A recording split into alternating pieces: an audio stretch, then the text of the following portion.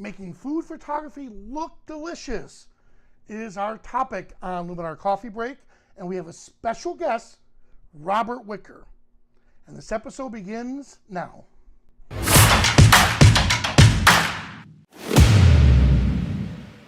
Well, hello everyone. Yes, making food look delicious is our topic, and I'm excited that we have Robert Wicker on. Now, this is a pre-recorded session that we had in front of our Luminar insiders. We had about 70 of our insiders listening on this, and they were able to ask a bunch of questions after he was done with his presentation and actually during his presentation. So if you want to catch it, it's at 1 p.m. Eastern Time, insiders.skylum.com. Since you're a Luminar user, it's absolutely free for you to join in. Those sessions are active live one-on-one, where you could ask questions about the topic, and then afterwards you could ask questions about anything in our Ask Me Anything segment. All right, so we're going to stick around, watch Robert Wicker. It'll be about a 10 to a 15-minute presentation, and then we'll continue. Food photography, making food look delicious. Okay, the 5 tips for making food photography look better. You want to choose your angle, look for a pleasing composition, select the right light, styling the set, and avoid competing colors. All right, so let's break it down. So tip number 1, choosing your angle. So here, this type of image is used for thumbnails or, a what do you call it? Recipe book or something like that. Not necessarily to make the food look the greatest. If you go to the next view, that's the head-on shot. That's the shot that you have your leading lines coming in, with the skewers and the meat and rice and everything falling off to a darker background. And that just makes you want to just grab that meat, just take it off there. All right, so this is the shot you want to send to your brother who happens to be a chef that you want to show off your food to, correct? Exactly. Perfect. So whether you're doing it for a professional or you just want to show off to all your friends on social media, this you're saying would be a really good angle. Exactly. All right. Or if you want to go on social media and make your friends envious of where you're eating. True. All right, second tip, looking for a pleasing composition. So you see up top here, we've got where the shot's actually being taken, and the shot to the right is what we actually come up with. So you're able to drop out the background, come in tight on the subject, and use the 3 pancakes there, your leading lines into it, the water, the Italian water. Pellegrisi? Yeah, Pellegrisi. Oh, because I'm Italian, I'm supposed to know. Yeah, that's it. Go on. And so it leads it in, and it's more pleasing to the eye again. The chef we were working with on this one, it was pretty unique. The little tacos are made out of hibiscus blooms, and anybody that's been down in the islands like Trinidad and Tobago and stuff, they drink a lot of sorrel this time of year. That's actually the same flower there, the sorrel flower, and she steeps it a few extra times. And I'll tell you, it was delicious when we were done and we tasted them. I was really surprised. Okay, they didn't tell me what it was till after I ate it. So this was for a photo shoot we did for Pellegrisi. Am I saying it right? It's Pellegrino. Pellegrino water. So we did it for our good friend of ours, Tony, who's a chef, and she's won so many awards. She won this award from the company. So notice, look at him to the left. That was his setup. Just cell phone. We had our professional cameras with us, but I knew I wanted him to teach how he captures a lot of this stuff with his cell phone. And this was just absolutely amazing. Notice there's a glass in the scene, and there's the bottle. You brought out a good point, not to photograph too much in front or behind the image. Correct. You want to keep it, kind of up on the subject. If you back off too much, then you got a lot of foreground or a lot of background that's going to, fight for keeping your eye. Yeah, so because I noticed the plate was circular, but yet the way you shot it was really cool because of the angle. And keep this in mind, Tony, our good friend, she wanted a totally different shot. She wanted it up, high, shooting down low. Both of us looked at each other like, okay, We gave it to her. yeah, we'll listen to what the client wants, but we'll give her what she needs. So we photographed on a pie like she said, but then we went and photographed the angles that we felt would be proper. So that was this one. Third tip: selecting the right light. And I like to use a lot of available light. Just so happens you can see I'm sitting under a tent in a beer garden here photographing the chicken wings, but the light was just a little bit too flat. I wasn't getting the the snap that I wanted in it, the spectral lights in there and that type of thing. So I brought out one of my favorite tools, and the platypod, and it has the gooseneck with the light on it, which has the diffuser, and it's just enough on the low to kick in just enough light to give it that separation that I was looking for. Yeah, because there's no way that little light, whether it's a lume cube, or an X-ray light, there's no way it's going to overpower the sun. But I see what you're saying, how it brought just specular highlights down into the chicken wings. Correct. Got it. All right, tip 4, styling the set. So here's this image. Where were you, outdoors? Yes, is at the same beer garden, and it's a little pub here in Indian Harbor Beach called Coaster's Pub.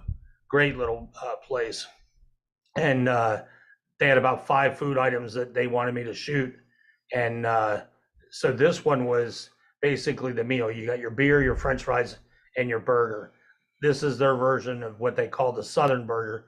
It's 2 fried green tomatoes, pimento cheese, bacon, and a burger. And it's like, look, I call it the heart attack myself, and that's the beer that's with it. It's the world oldest beer, and then the French fries. So it just kind of, comes all together.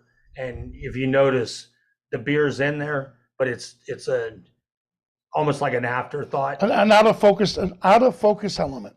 Correct.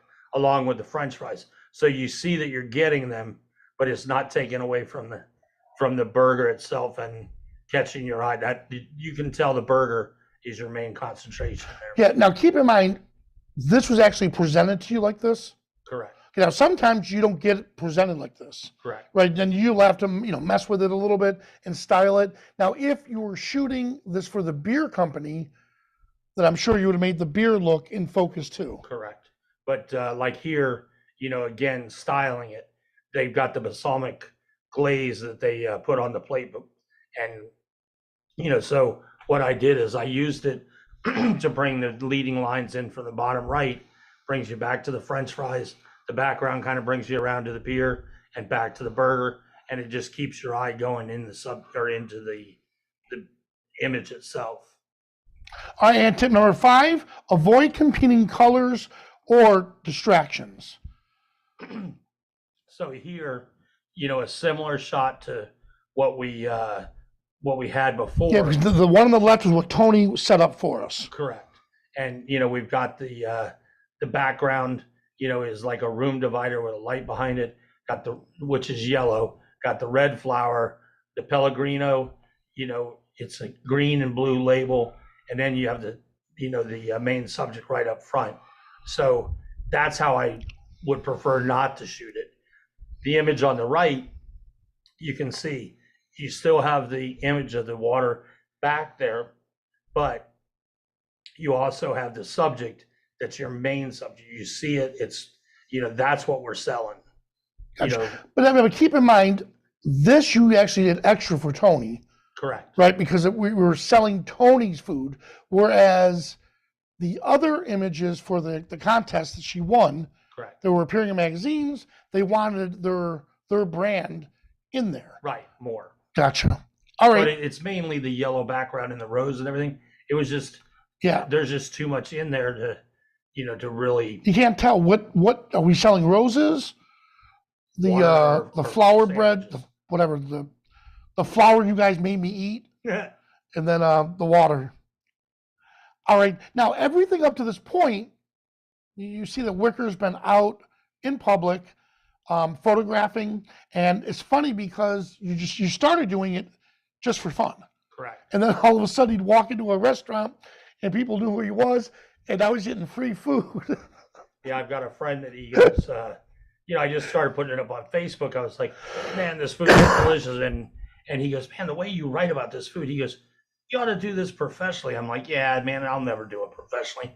Well, here I am. So then he jumps in, and they purposely will bring him extra food or extra stuff just for him to check it out. Now, this also works at home.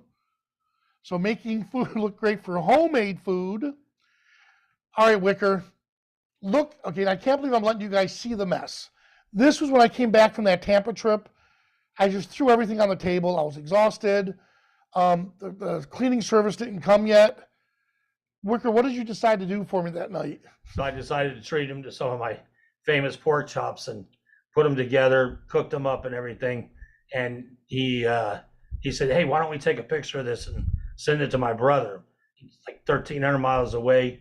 And he's always wanting to compete. Well, as you guys probably know, there's a lot of stuff that Vanelli does that he's amazing at. Cooking is not one of them. Yeah, nope, not at all. So Wicker did this shot.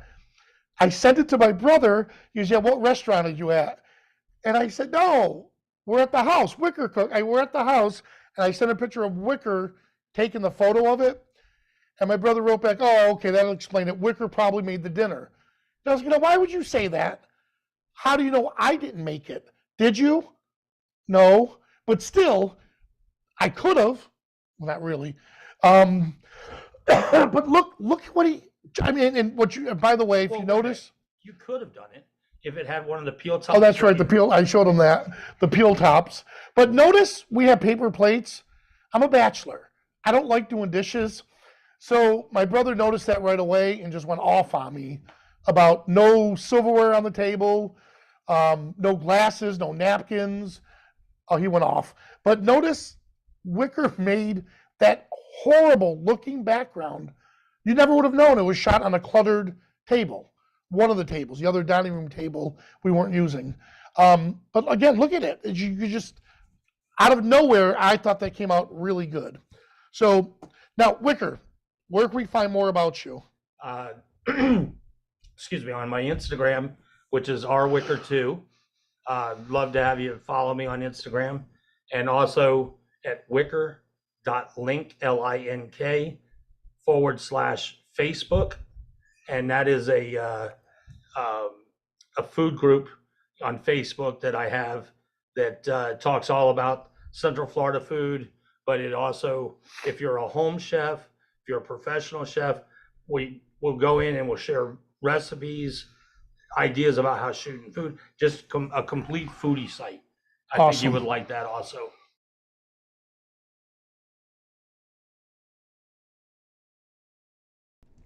And there we have it. So that was Robert Wicker again, working with food photography. So guys, thanks so much for joining us, and stick around for those that want to join us over on Zoom for the Ask Me Anything question segment. Well, I'm Vanelli. Thanks so much for watching, and I'll see you at the next coffee break.